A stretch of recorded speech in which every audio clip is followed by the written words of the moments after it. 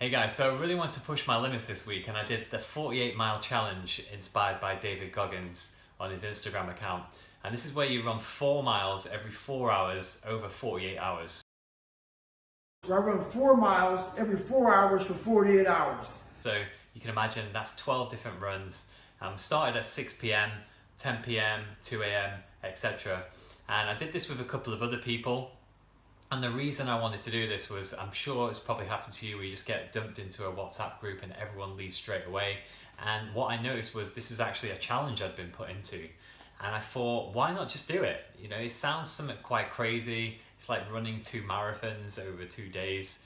I've never run that far before, but I was just in the house every day, watching TV, and just playing computer games, and I just thought doing something like this would just get me out of my comfort zone and just really get me back out there in this lockdown. Things are feeling quite stuck, so I've really thought I'd give myself a go at this challenge. So I got a video log for explaining all the steps going through.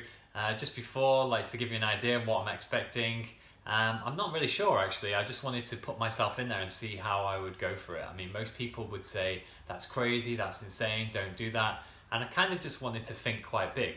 And David said in his video when he explained it, is, you know, you just want to see what you've got in your tank over the next 48 hours. You take this 48 hours and you can put this in your cookie jar. Your cookie jar is a reminder of how badass you are. If you just focus on your mind training, stretching, preparing for your runs, eating well, it can really put you in just to see what you're actually made of. He said it's what you've got stored in your cookie jar, as he said, you know, see how badass you are. And words like that, and he used get out of your comfort zone, so I thought I might as well just do this. So no real expectations. Just before I started the run, I was really excited. I couldn't wait. The guys, we did a Zoom call, and it was really looking forward to it. So yeah, guys, here we are. Like, I'll take you through the whole step of the way and what I encountered, my attempt, and you'll have to see how I get on by watching the video. So I hope you enjoy it. Okay, so that's done about 2.5 miles. So basically run to a point. It's 2 miles away from my house down the canal, and just press at Victoria Park, just touch the gate and come back. So far so good. Just over 2 miles. I'll see how I keep getting on. Just finished my first 4 mile run and it was great. I really felt very energized. I think during the run as well, I really felt like my soul, my spirit come to life. Like, this is something that's getting me really excited at the moment. I'm motivated and passionate about being in the moment, being in, you know, and being alive. So the next 48 hours I feel is going to be really exciting, and to see how we get on. I feel okay at the moment. Don't feel like feel like I need a bit of a break now, but we'll see how we get on. Okay guys, so that's about 7 miles now, and I'm really feeling my legs. After the 6 mile mark, I can feel the top of my hamstrings starting to tire. I'm hoping I can keep going, and yeah, starting to get harder now, but very much enjoying it. Just done the 8 miles now, and to be honest, my legs were absolutely killing me after the 7th mile when I did that video. By the end, my left calf was killing me. I was hobbling. If you see me running, you'd think I had an injury, like carrying a serious injury, and a footballer would be substituted. That kind of. So I've just done some yoga, and I'm going to get 3 hours sleep now, and be back up at 1:55. So to run for 2 a.m. So hoping that it's not going to stop me and keep going. I'm in this for the long run. Guys, it's now 2 a.m. I'm in central London and I can literally hear a pin drop. I could hear a pin drop. It is so quiet. Never heard it this quiet before. This is going to be interesting. My left hamstring is completely killing me, so I will see how I get on. Guys, I've run about half a mile and I've decided to turn back because my left hamstring is completely killing me. It's been hurting ever since I started. I started to run about 6 or 7 times and it's just so painful. I am tempted to walk the whole way. Just doesn't feel right at 2 a.m. I think I've seen one bus, one car. One homeless guy came up to me and said, "Is it Wednesday?" and I I don't know what to say, but I don't know, guys, it just feels right to go back. I pulled an angel card from my desk and I actually got body care as I woke up, so I'm going to trust that, because there's no point running. My left hamstring is hurting so much, so I just can't do it. I'm a bit disappointed, but maybe a bit relieved because it's 2 a.m. I feel a bit scared as well, because the guy just came up to me, like homeless guy, just like, is it Wednesday? I felt so scared because it's 2 a.m. It's coronavirus, everyone's in isolation, so it just feels really weird. Okay, so I got up at 6 a.m. Had a quick walk, turned back. My hamstring was hurting so much. It's now about 8:30 and I'm just walking. So I've probably done about 10 miles at the moment. Currently should have done 16, so 6 miles behind. Psychologically at the moment I feel like I'm just catching up. I'm just going to walk. I kind of feel like I've not got much else to do, and it feels good to be out the house instead of playing computer games and just watching TV. It's good just to be out and challenging yourself, and I somehow feel that with the end in mind, if I manage to still do 48 miles, then I can be proud of myself. So I'm catching up with the other guys today, see what they're planning to do, and we'll take it from there. Right guys, so I've done 17 miles. I've walked, I'm at the O2 now, so I basically walked 9 miles, and then to get back it'll be 9 miles. So what I've learned a lot about myself is that I can just keep going, not to give up, even if it means walking. I just want to complete this challenge, and I'm really enjoying it actually. I'm enjoying the walk. Walking down the river was beautiful. Listening to a great audio book, The Compound Effect, and they were telling the story about never giving up. One of the guys was saying that his dad basically was a football coach, and he said to every player, even if you're injured, to keep going, not until you can see the bone. And there was this guy whose collarbone was literally sticking out, and then he said give up. So even though my leg is killing me and I keep trying to run, I'm going to keep going.